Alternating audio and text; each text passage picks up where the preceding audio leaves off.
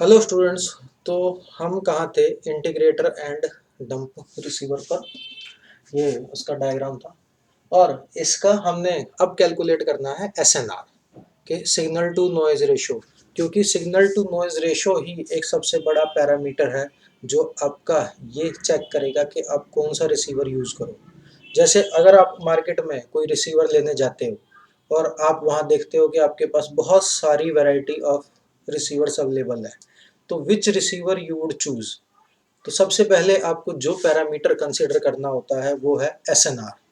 जिसका SNR high वो ही receiver आपको यूज करना है। तो यहाँ पर भी पहले हम एसएनआर कैलकुलेट करने की बात करते हैं। तो ये था हमारे पास integrator and dump receiver, x t input, noise, integrator, output. और जहाँ पर कि हमारे पास फाइनल आउटपुट आ गया था V naught t is equal to Vt upon tau plus N naught t। ये लास्ट एक्सप्रेशन था हमारे पास।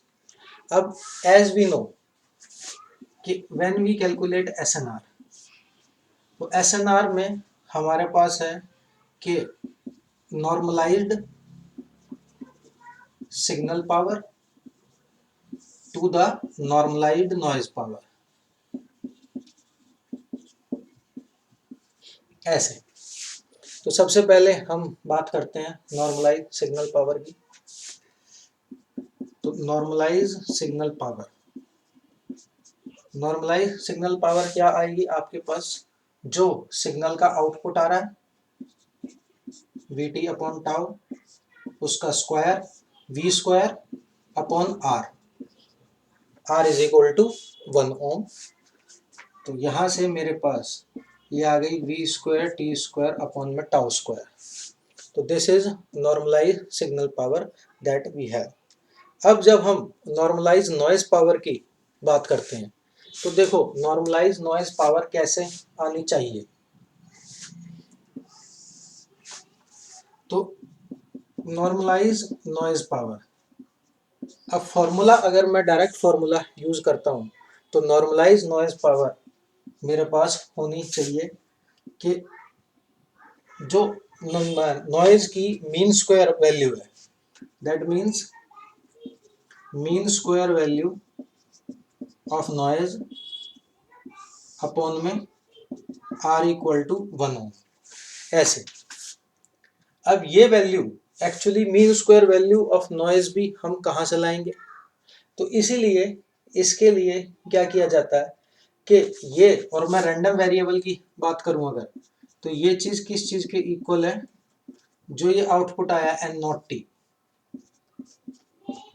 इसकी एक्सपेक्टेशन से के इक्वल है। यहां से आ जाएगा ये। तो ये नॉर्मलाइज नॉइज पावर आ जाएगी मेरे पास। अब ये चीज कैसे कैलकुलेट की जाए? तो हम इसमें एक बैकवर्ड वे स्टार्ट करते हैं, बैक इंजरिंग, कि हम यहाँ पर क्या करेंगे कि पावर स्पेक्ट्रल डेंसिटी से नॉइज पावर कैलकुलेट करेंगे। तो नॉर्मलाइज नॉइज पावर, अब यहाँ पर एक एक्सप्रेशन होता है कि हमारे पास normalise noise power is actually equal to जो आउटपुट में मेरे पास पावर स्पेक्ट्रल डेंसिटी आ रही है, this is power spectral density of output, उसका इंटीग्रल। वैसे भी पावर स्पेक्ट्रल डेंसिटी का इंटीग्रेशन हमें पावर ही देता है, तो आउटपुट में जो नॉइज की पावर स्पेक्ट्रल डेंसिटी है उसका इंटीग्रल, ये हमारे पास में डायरेक्टली नॉर्मलाइज पावर आ जाएगी। अब ये कहाँ से आएगी? इसको कैलकुलेट करने के लिए देखो क्या करना पड़ेगा। मान लो ये पूरा जो मेरे पास में रिसीवर है, इसका ट्रांसफर फंक्शन है एच एफ। तो इनपुट की पावर स्पेक्ट्रल डेंसिटी ये है, आउटपुट की पावर स्पेक्ट्रल डेंसिटी ये है। ये नॉइज की हो रही है बात, नॉइज की input power spectral density, noise की आउटपुट पावर स्पेक्ट्रल डेंसिटी। तो देयरफॉर आई कैन से कि this is equal to H F का स्क्वायर एच आई एफ, ऐसे आ जाएगा। तो ये पावर स्पेक्ट्रल डेंसिटी अगर मेरे पास इनपुट की है तो आउटपुट की ऑब्टेन हो जाएगी। और जैसे अभी मैंने थोड़ी देर पहले बताया था आपको कि एडिटिव वाइट गॉसियन नॉइज में जो पावर स्पेक्ट्रल डेंसिटी है इसकी वैल्यू हमेशा कितनी होती है, ईटा/2। तो ये चीज हमारे पास हमेशा कितनी आ जाएगी, ईटा/2। तो देयरफॉर आउटपुट की पावर स्पेक्ट्रल डेंसिटी आ गई ईटा/2 HF का स्क्वायर। अब यहां से हमारे पास सिर्फ एक ही काम है कि HF को कैलकुलेट करना है। अगर HF कैलकुलेट हो गया तो दैट मीन्स आपका नॉर्मलाइज नॉइज पावर आ गई, और नॉर्मलाइज नॉइज पावर आ गई तो SNR आ गया। तो अब यहाँ पर HF दैट मीन्स ये जो मेरे पास इंटीग्रेटर एंड डंप रिसीवर है इसका मुझे HF कैलकुलेट करना है। तो ये देखो ये HF बेसिकली कहाँ से आएगा मेरे पास इसमें। अब इसमें HF कैलकुलेट करने के लिए मुझे इसमें एक चीज यहाँ से ये कंसिडर करनी पड़ेगी, और वो ये है कि यहाँ से जो ये हमारे पास में एक तो इसमें जो हमारे पास में इंटीग्रेटर है उस इंटीग्रेटर का हमें ट्रांसफर फंक्शन यूज करना है, और दूसरा जो ये एक पर्टिकुलर टाइम पीरियड का डिले मुझे दे रहा है आफ्टर सैम्पलिंग वो मुझे कंसिडर करना है। तो यहाँ से हम इस एक्सप्रेशन को छोड़ते हैं अभी यहीं और वापस आते हैं इस पर। ये एक्सप्रेशन यहीं छोड़ देता हूँ मैं, और यहाँ से हम ये कहेंगे कि an integrator has a transfer function. Basically अगर कोई इंटीग्रेटर हो तो उसका ट्रांसफर फंक्शन हमारे पास कितना आएगा, 1/j⍵RC, और because we have consider RC as a tau तो ये आ गया 1/j⍵τ। अब यहां पर क्या है कि with a delay of this t equal to T.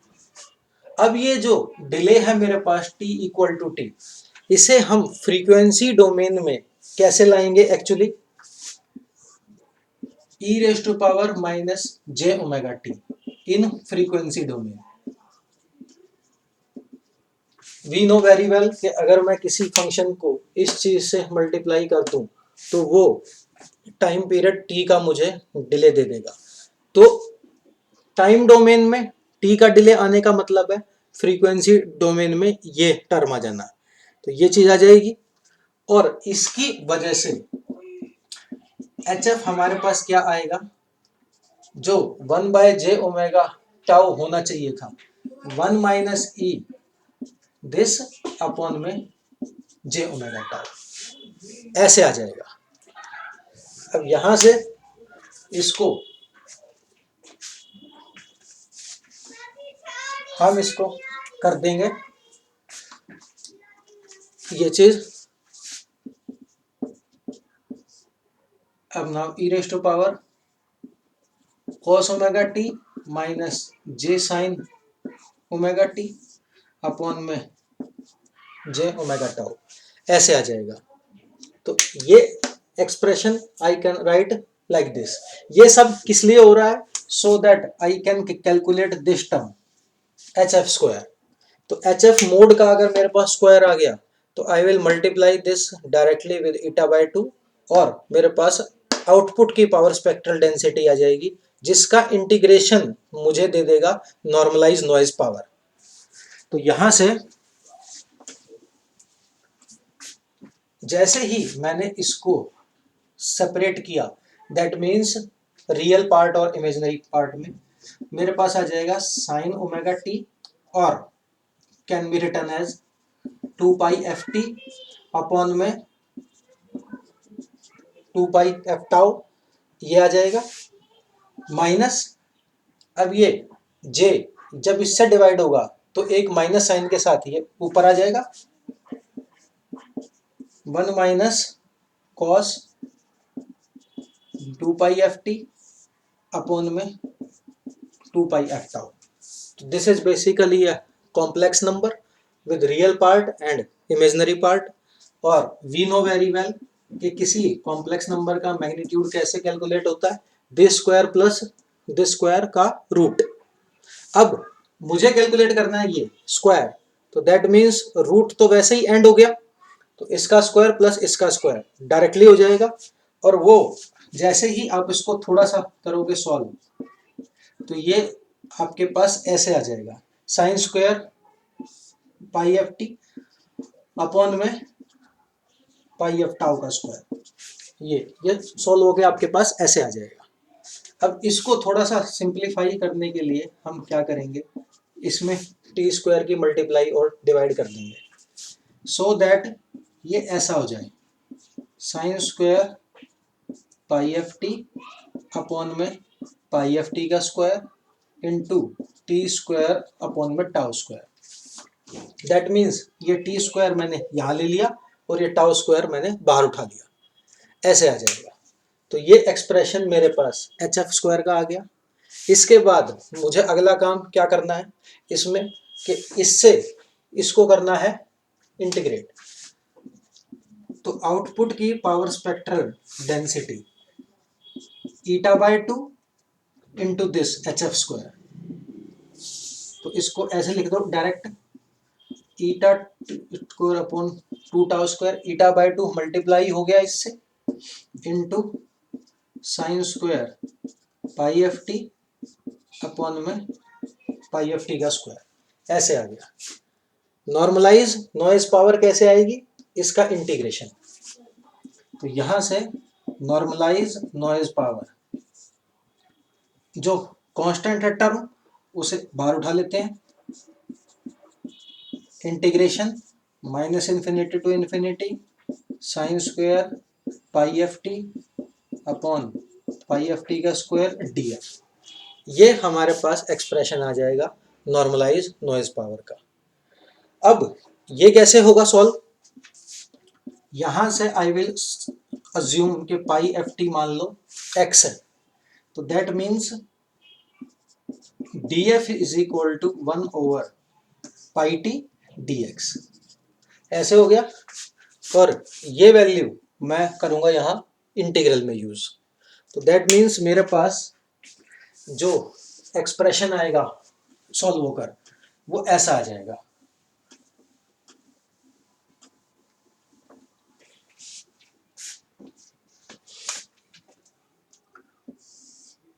Normalise noise power, तो नॉर्मलाइज नॉइज पावर मेरे पास एक्सप्रेशन आ जाएगा eta t square upon 2 tau square integral minus infinity to infinity sine x by x का whole square और 1 upon pi t into d x. ये integration convert ऐसे हो गया। दैट मीन्स जैसे ही मैं इसको इंटीग्रेशन से बाहर लाऊंगा, एक टी से एक टी कैंसिल हो जाएगा और ये आ जाएगा eta t upon 2 pi tau square integration minus infinity to infinity sine x by x का होल स्क्वायर डी एक्स। तो ये सारी चीज की ही इसलिए गई है सो दैट ये इस फॉर्मेट में आ जाए। Now we can not solve it like this, this is a special integral और इस पूरे स्पेशल इंटीग्रल की वैल्यू होती है हमारे पास में पाई। तो जैसे ही मैंने इसकी वैल्यू पाई डाली तो नॉर्मलाइज नॉइज पावर मेरे पास पाई से पाई कैंसिल हो गया, ये आ गई ईटा 2 अपॉन 2 टाउ स्क्वायर। तो ये हमारे पास नॉर्मलाइज नॉइज पावर है फाइनली। तो एसएनआर क्या आएगा कि नॉर्मलाइज सिग्नल पावर अपॉन में normalise noise power. Now signal power was equal to V square T square upon में टाउ स्क्वायर और V square T square upon में टाउ स्क्वायर और ये डिवाइड हो गया इससे, that means 2 tau square upon eta T. और जैसे ही आप इसको सॉल्व करोगे तो एस एन आर की वैल्यू आपके पास आ जाएगी 2 बाय ईटा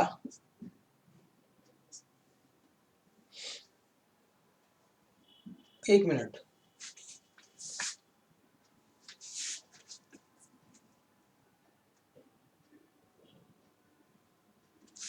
अरे ये ईटा स्क्वायर नहीं है, टाउ स्क्वायर है।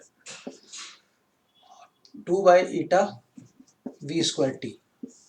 तो ये हमारे पास इंटीग्रेटर एंड डंप रिसीवर के केस में SNR है। तो ये एक्सप्रेशन एग्जाम में आ जाता है, तो आपको इसको डेरिवेशन याद होना चाहिए कि ये कैसे कैलकुलेट किया जाता है। और इसके बाद एक पैरामीटर और है जो अभी आगे हम जितने भी रिसीवर होंगे उन सब के लिए कैलकुलेट होगा आगे, that is the probability of error. कि एरर की प्रोबेबिलिटी, दैट मीन्स जैसे मैंने आपको बताया, अगर मैंने 0 सेंड किया है तो वहाँ तक 0 ही पहुँच रहा है, अगर मैंने 1 सेंड किया है तो वहाँ तक 1 ही पहुँच रहा है। इस चीज़ की जो एग्जैक्ट प्रोबेबिलिटी है, that is the probability of error.